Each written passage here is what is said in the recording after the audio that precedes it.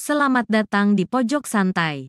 Sebelum Anda mendengarkan audiobook ini, kami menginformasikan bahwa channel ini adalah review audio dari buku yang ada di Indonesia. Untuk membaca keseluruhan buku ini, kami menyarankan membeli buku aslinya di toko buku kesayangan Anda, baik offline maupun online. Keberadaan channel ini dimaksudkan untuk membantu Anda mendapatkan pengetahuan dari buku-buku kesayangan Anda.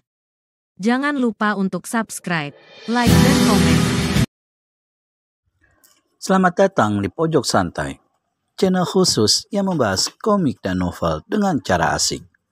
Nanking Ngokui harus mengeluarkan salah satu senjata mustikanya saat berhadapan dengan pemuda gondrong yang tidak dikenalnya. Senjata mustika apa gerangan? Yuk langsung saja disimak video berikut ini.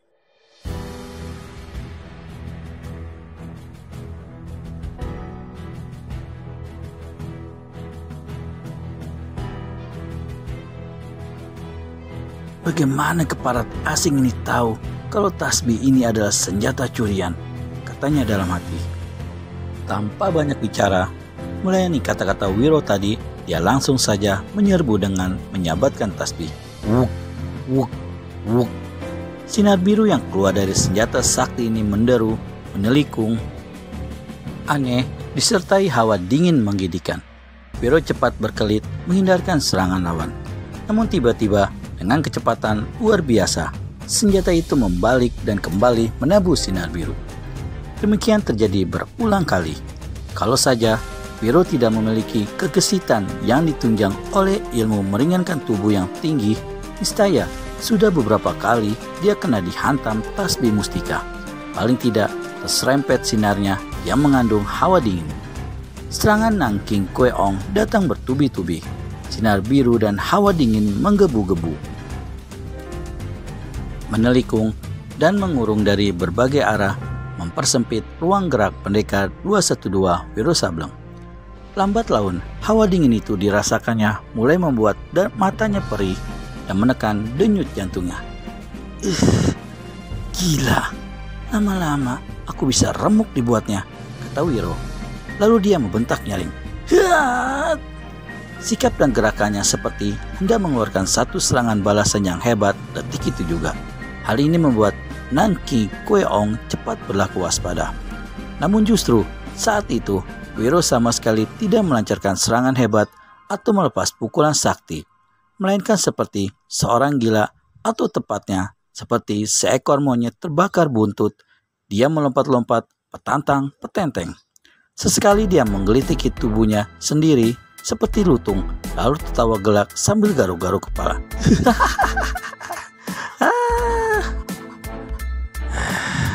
Keparat ini benar-benar miring otaknya. Kertak Nanking Kweong. Dia salurkan tenaga dalamnya lebih besar hingga tasbih di tangannya memancar lebih terang dan menderu-deru sewaktu dia kembali mulai menggempur. Akan tetapi, bagaimanapun dahsyatnya, serangan manusia iblis ini tak satu pun berhasil mengenai Wiro Sableng. Padahal lawan kelihatan begitu jelas untuk diserang, bahkan ditamatkan riwayatnya. Ilmu silat yang dikeluarkannya Wiro Sableng saat itu adalah ilmu silat orang gila yang dipelajarinya dari gurunya yang kedua, yakni tua gila. Ilmu silat ini memang aneh dan mempunyai kemampuan luar biasa. Seumur hidupnya, manusia berjuluk Nanking Kweong baru kali itu menyaksikan ilmu silat macam begitu. Mau tak mau dia jadi bingung. Lebih-lebih ketika Wiro salurkan hawa sakti pada kedua tangannya hingga setiap serangan tasbih dapat dibendung. Nanking Kweong hampir hilang kesabarannya ketika dalam satu jurus dia melihat kedudukan lawan dianggapnya lemah.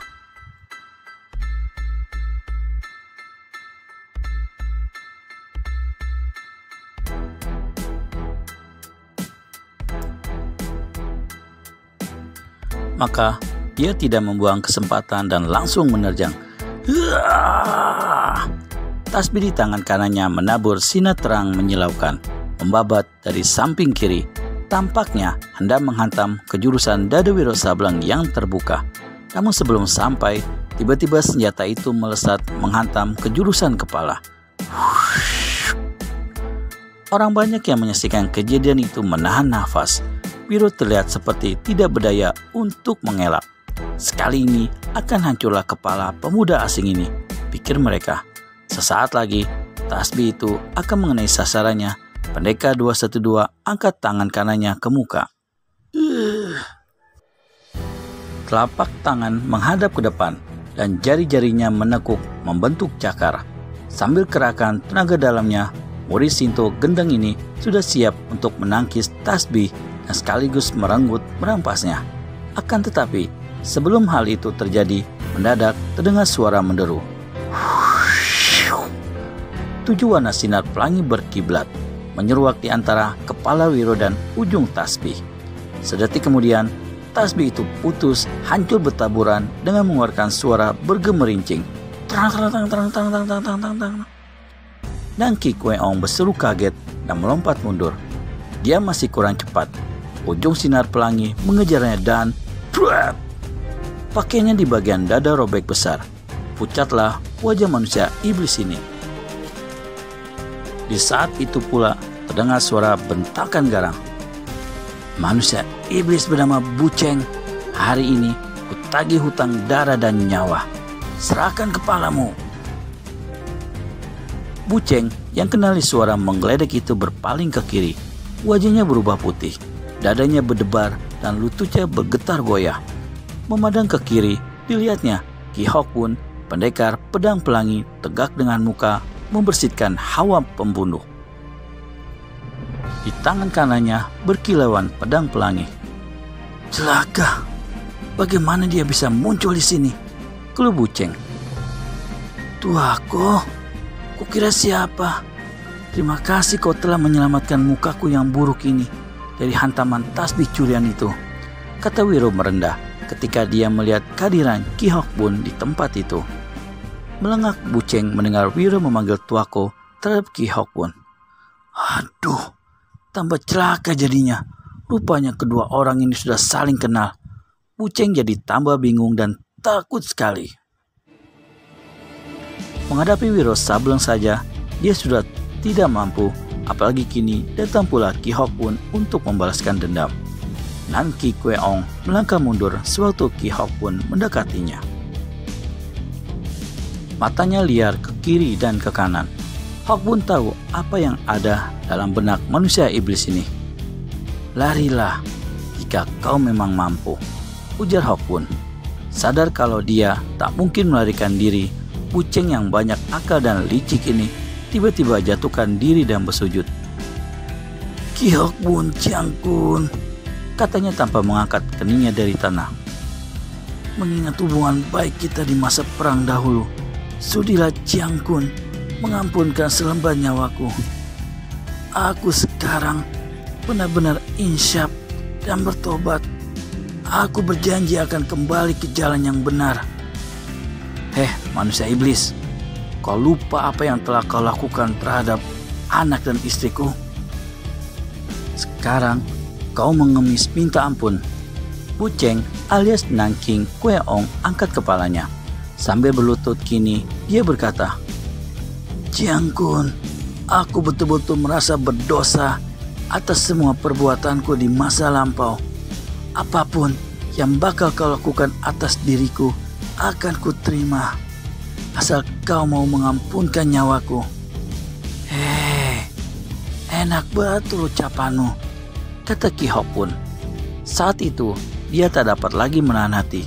Kaki kanannya menderu menendang dada Buceng. Pimpinan manusia-manusia iblis itu terlempar. Sambil mengerang, dia bangkit berlutut seperti tadi dan kembali merengek minta diampuni. Ki Hokbun menyeringai. Pedang pelanginya diangkatnya tinggi-tinggi. Sebelum memenggal leher musuh besar ini, dia berniat menebas bagian-bagian tubuh Buceng terlebih dahulu. Namun, sebelum pedang itu meluncur turun, tiba-tiba didengarnya Wiro Sableng berseru. Tuako, terlalu bodoh untuk cepat-cepat membunuhnya. Pendekar pedang pelangi Ki Hokbun berpaling. Dilihatnya Wiro kedipkan mata dan berkata, waktu manusia iblis ini melakukan perbuatan biadab itu, dia tidak sendirian. ada 4 orang kawannya. Kudengar kau telah berhasil membunuh 2 di antara mereka. Berarti masih ada 2 iblis lainnya. Di mana 2 iblis itu berada pasti dia tahu. Kita tak bakal susah-susah mencari mereka. Sepasang mata Buceng kelihatan membesar dan bersinar. Sambil mengangkat tangannya, dia berkata, "Jiangku, jika aku beritahukan di mana mereka berada, apakah mau mengampuniku? Aku tak peduli apa yang kau akan lakukan terhadap si golok iblis Kui Kun dan Tui Hun Huimo." Apakah Ki Hok Bun akan mendengarkan saran dari Wiro Sableng alias pendekar kapak maut naga geni 212? Temukan kepastiannya hanya di channel Pojok Santai. Segera subscribe dan tekan tombol lonceng untuk mendapat notifikasi video terbaru dari kami. Terima kasih dan sampai bertemu kembali. Oh iya, bagi kisanak yang ingin membaca online atau offline Wiro Sableng atau novel silat lainnya, bisa mengunjungi Negeri Para Pendekar Blogspot.